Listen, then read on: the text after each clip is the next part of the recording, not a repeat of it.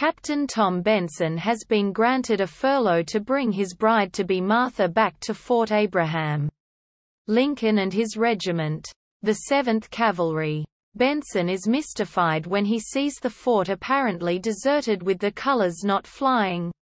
Exploring the vacant post, he is met by the hysterical Charlotte Reynolds, whose husband replaced Benson as commander of his C Company and was killed at the Battle of the Little Big Horn. Only a small group of misfits and guardhouse prisoners led by an old sergeant remain, and have held awake by drinking themselves into oblivion.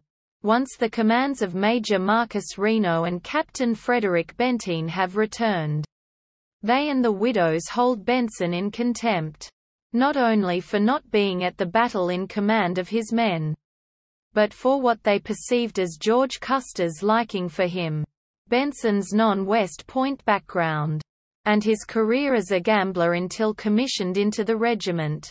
Martha's father, Colonel Kellogg, comes to the post to conduct a board of inquiry into Custer's actions that Benson sees as a smear against a man he admires who cannot defend himself.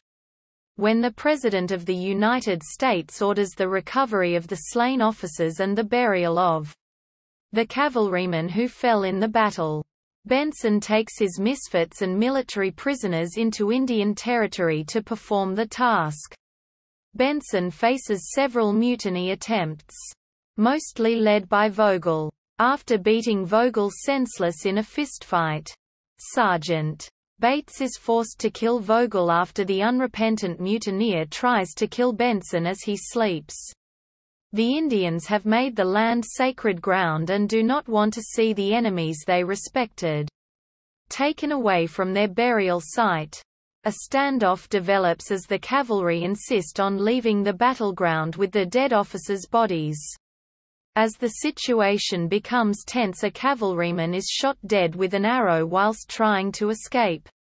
Then Custer's second horse, Dandy, appears, having been ridden out by a messenger who is unhorsed by an Indian scout away from the action, and is mistaken for Custer's dead horse, Vic, by the Indians. The bugler blows the call to charge and the horse gallops towards the cavalry's position. The Indians believe that Custer's spirit has returned and allow the cavalry to leave the field.